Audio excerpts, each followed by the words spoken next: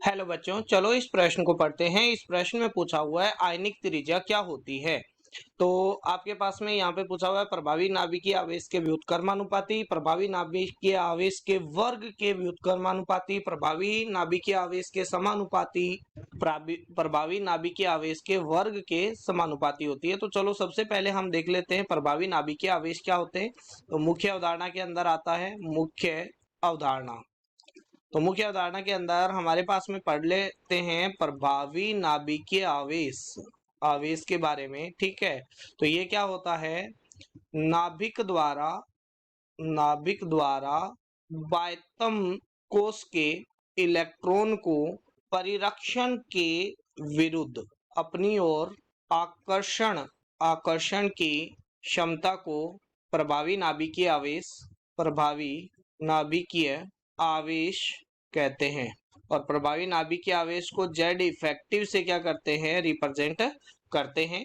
ठीक है, तो चलो इसको हम यहाँ पे लिख सकते हैं जेड इफेक्टिव। और जो जेड इफेक्टिव होता है वो किसके बराबर होता है, वो होता है जेड यानी जो प्रोटॉनों की संख्या है माइनस परिरक्षण।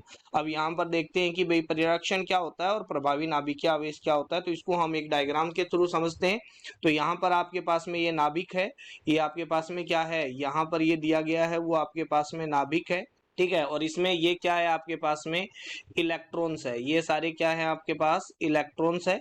ठीक है, तो ये इलेक्ट्रॉन है। तो यहाँ पर अगर हम देखते हैं तो ये बाह्यतम कोश का इलेक्ट्रॉन हो गया, ये बाह्यतम कोश का इलेक्ट्रॉन हो गया। अब इस पे ये वाले इलेक्ट्रॉन है वो क्या करेंगे आपके पास में प्रतिकर्षण दिखाएंगे। ये क्या है, प्रतिकर्षण दिखाएंगे।